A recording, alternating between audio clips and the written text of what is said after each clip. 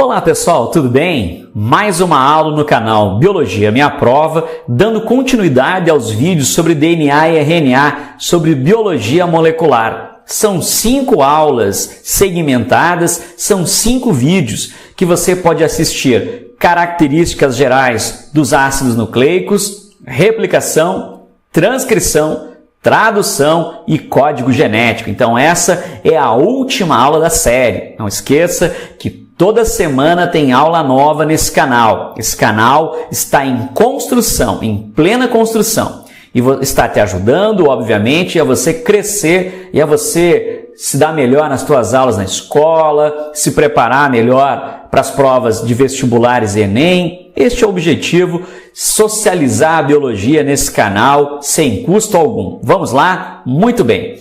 Biologia molecular, código genético. O que é código genético, professor? Vamos ver? Então vamos lá.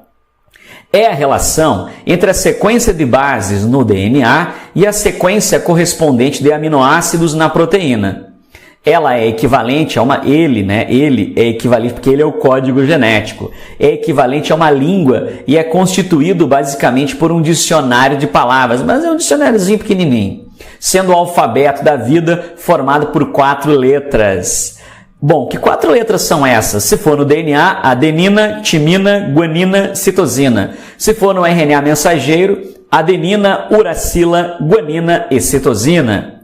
Atenção, 4 tipos diferentes de bases agrupadas em trincas, sempre em trincas, de 3 em 3. As bases, seja o código inscrito no DNA ou no RNA mensageiro, serão distribuídos em 3 em 3, trincas ou tripletes de bases. Então, se eu pegar 4 letras e elevar ao expoente 3, porque elas se agrupam de 3 em 3, eu vou encontrar 64 combinações diferentes, ok? 4 vezes 4 vezes 4, 64 combinações. Ah, professor, quer dizer que o código genético tem 64 combinações, 64 trincas diferentes? Exatamente isso.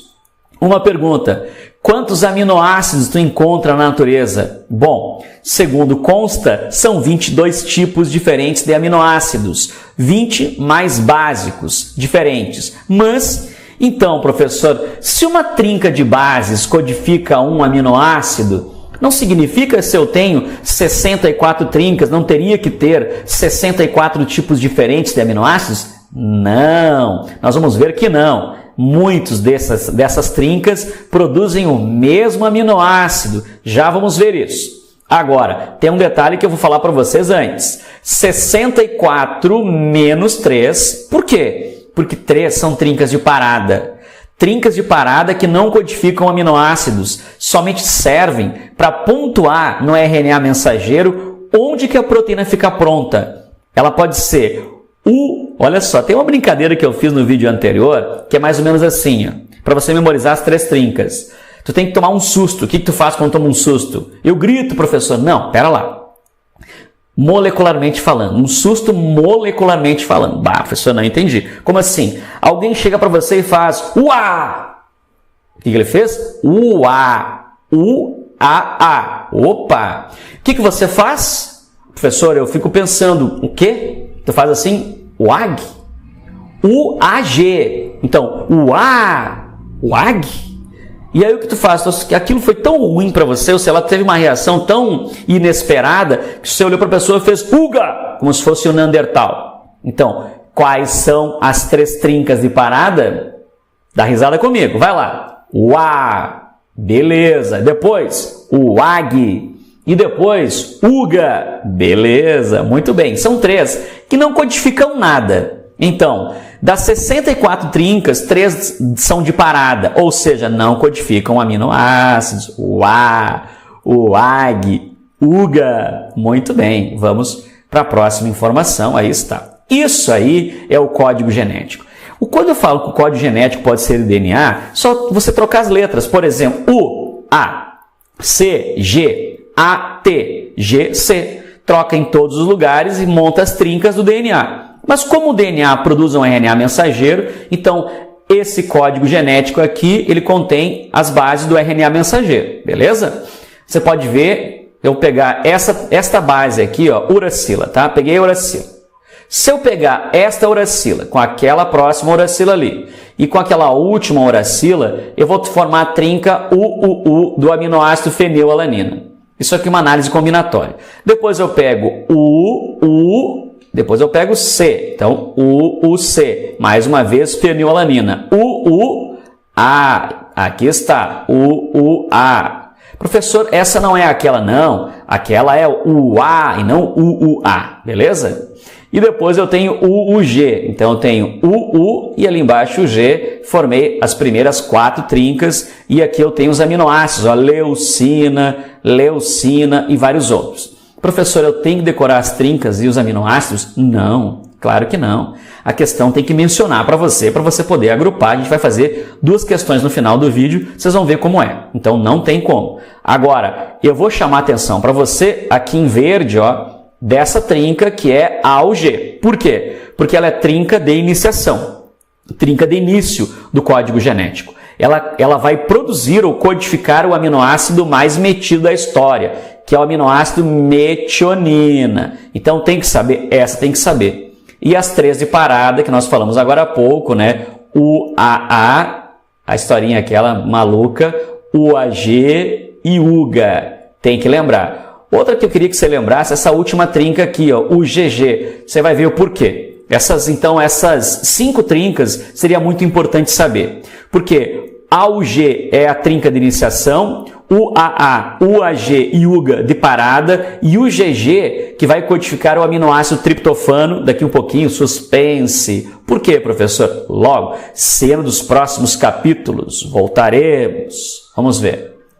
Vamos ao próximo vídeo, aí está. Características do código genético. A universalidade, o ponto inicial, o ponto final e o código degenerado. Vamos trabalhar cada um a partir de agora. Vamos lá. Aí está. Vamos falar do primeiro ponto, a universalidade. Primeiro ponto do código genético, a primeira característica, melhor, do código genético. As bases moleculares são as mesmas para todos os seres vivos.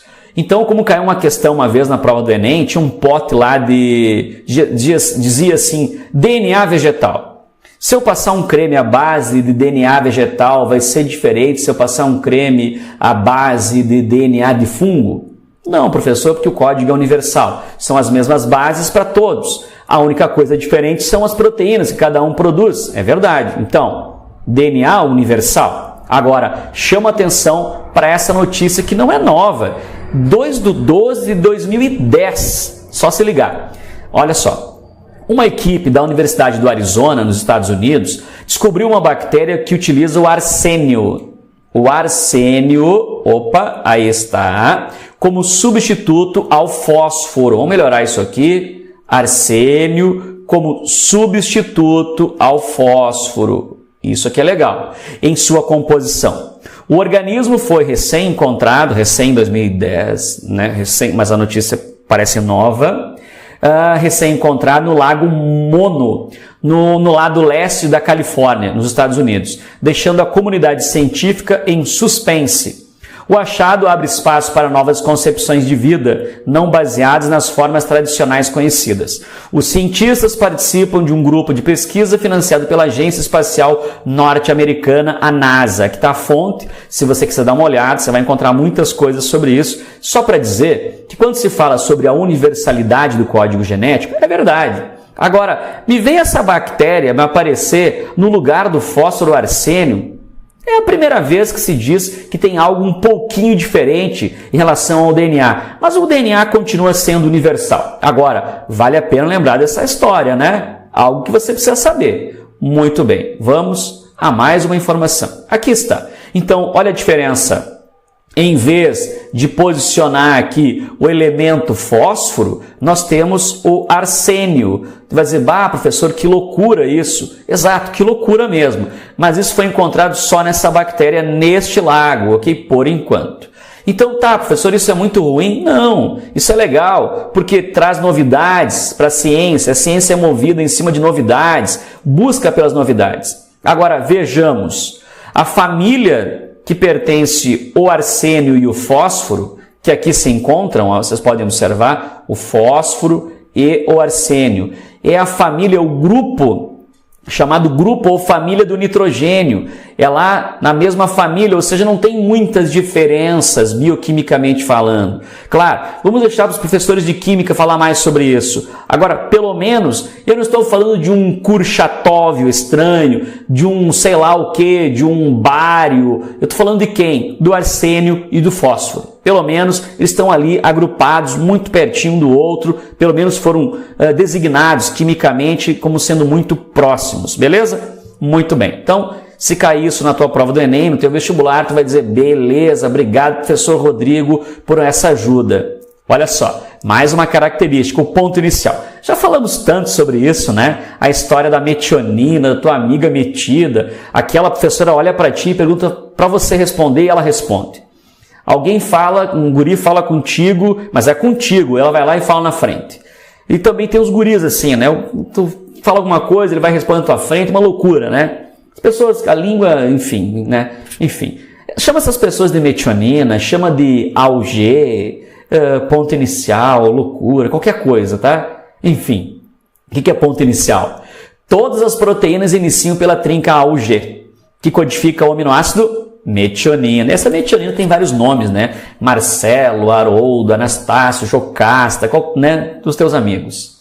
Aqui eu tenho o RNA transportador, vocês podem observar, que está transportando o primeiro aminoácido. Aqui eu tenho o mensageiro, RNA mensageiro, e destaco aqui, vamos colocar uma corzinha diferente, destaco aqui a trinca de início, que você pode ver aqui, ó, trinca de início, AUG, aí está em destaque. Memorizou? Tu nunca mais vai esquecer na vida disso. AUG, metionina, trinca de iniciação. Muito bem, vamos para a próxima informação. Aí está. Ponto final.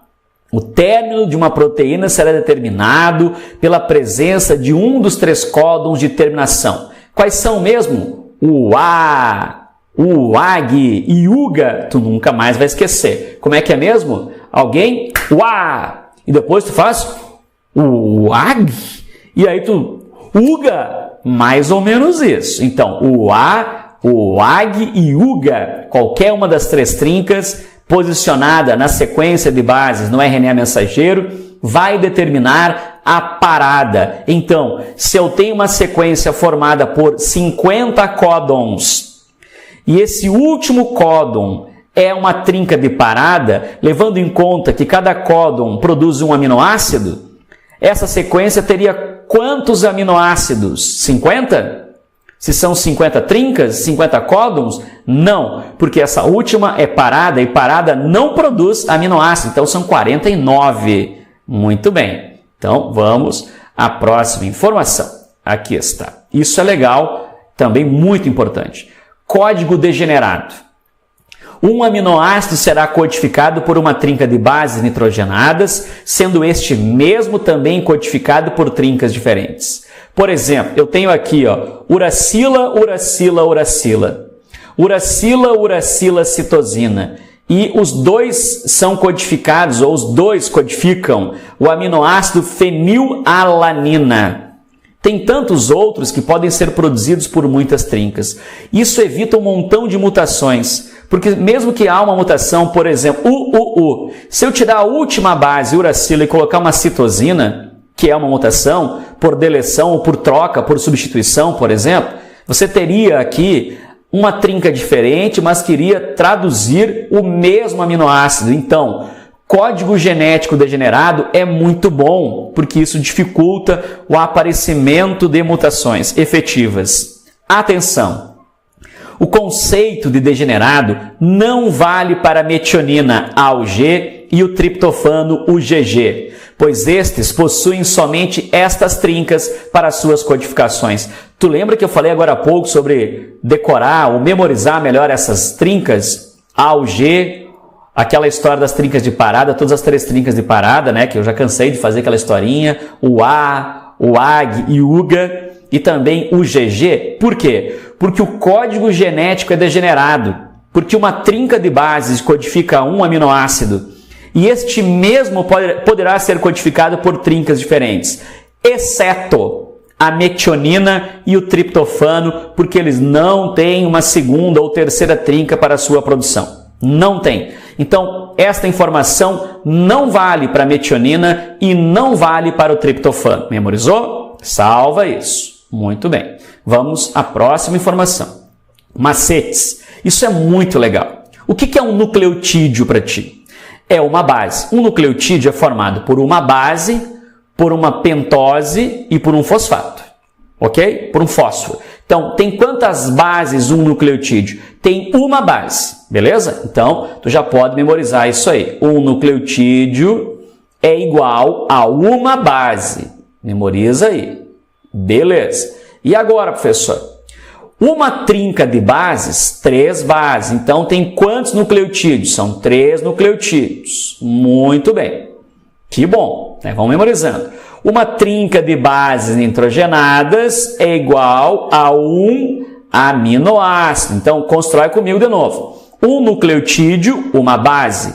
Eu preciso de quantos nucleotídeos para produzir um aminoácido? 3. Uma trinca, beleza? Muito bem.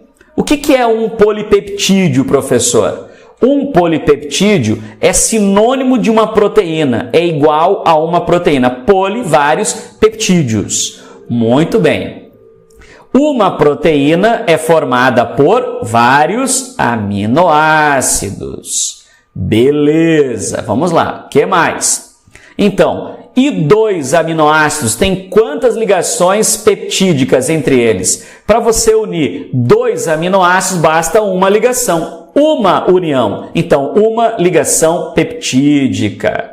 Muito bem. Uma ligação peptídica libera o quê? Uma molécula de água. Cada uma ligação é uma molécula de água. Muito bem. E professor, e 1000 aminoácidos? Então, eu precisaria de quantas ligações e quantas moléculas de água? Então, 999 moléculas de água serão liberadas através da união de 1000 aminoácidos. 1000 aminoácidos precisam de 999 ligações. Cada ligação peptídica, uma molécula de água. Então, 999 moléculas de água. 10 aminoácidos. Tem quantas bases nitrogenadas? Para cada um aminoácido, uma trinca. 3 bases. Então, 30 bases nitrogenadas. Muito bem. O que é um códon? É uma trinca de bases nitrogenadas no RNA mensageiro. E o que é um anticódon? É uma trinca de bases nitrogenadas no RNA transportador. Beleza. Então, 300 bases nitrogenadas. Eu tenho 300 bases nitrogenadas. Cada trinca produz um aminoácido. Então, 300 dividido por 3, 100 aminoácidos. E por último, 1000 aminoácidos. Quantas bases eu vou encontrar tendo 1000 aminoácidos? Bem, se 1000 aminoácidos, se um aminoácido é produzido a partir de uma trinca de bases, tem que ter uma trinca de bases, então 3 vezes 1000, 300, 3 vezes 1300 é bom. 3 vezes 1000, 3000 bases nitrogenadas ou 3000 nucleotídeos. Macetes para você desenrolar o cérebro. Isso mesmo. Ajuda um montão esses macetes, porque são várias informações que tu obteve comigo e que agora tu aglutinou e vamos aplicar o conhecimento. Aplicando o conhecimento. Vamos lá. A descoberta do código genético data do início da década de 1960, quando já se sabia que existia uma relação entre a sequência de nucleotídeos presentes nos ácidos nucleicos e a sequência de aminoácidos das proteínas. Sobre o código genético, julgue as afirmativas a seguir. Vamos ver.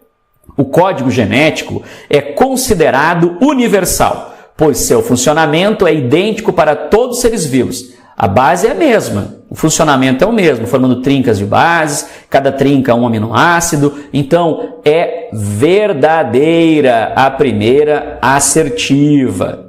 Número 2.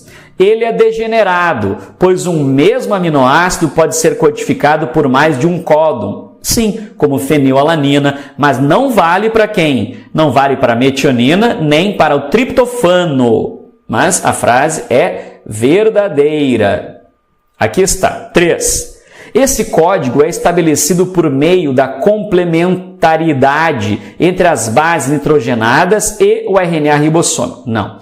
Este código genético é estabelecido entre as bases do DNA ou do RNA mensageiro, formando trincas de base. O alfabeto da vida contém 4 letras, de 3 em 3, 64 combinações, menos 3 que são de parada, 61 trincas potenciais para a produção de aminoácidos. Então, essa é falsa. Já achamos a resposta. VVF é a letra E. E de expectativa. Muito bem. Vamos à próxima questão. Mais uma questãozinha para nós ficar legal. Para nós ficar legal foi bom, né? Para ficarmos legais. Se o professor de português ouvisse isso, mas enfim, é biologia, mano. Olha só. URGS adaptada. O quadro abaixo representa o código genético universal. Muito bem. Que bom, né? A molécula de RNA mensageiro com a sequência tal produz um segmento, pera lá.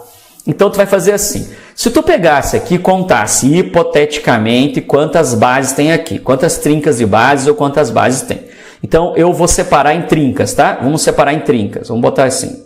Primeira trinca, uma trinca, 2, meio tortinha, vai dar para entender, 3, 4, 5, 6, 7 trincas. 3 vezes 7, 21.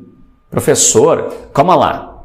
São 7 trincas. Sim, então são 21 bases. Se são 7 trincas, cada trinca é um aminoácido, não dá para eu olhar só onde tem 7 aqui e daí eu já marcar a resposta? Não. Primeiro porque nenhuma tem 7. Opa, é verdade, nenhuma tem. Então, fique ligado que tem coisa estranha, tem passarinho estranho nesse ninho. Mas por quê? Qual é a trinca de iniciação? A ou G, professor. Tá aqui, ó. A ou G. Aonde você encontra A ou G? Aqui. Então, quer dizer que essa proteína, ela não começa aqui. Ela começa na trinca de início, que é A ou G. Opa! Então, vê se há alguma trinca aqui de parada. UAA. Já encontrei, ó. UAA. Trinca de parada.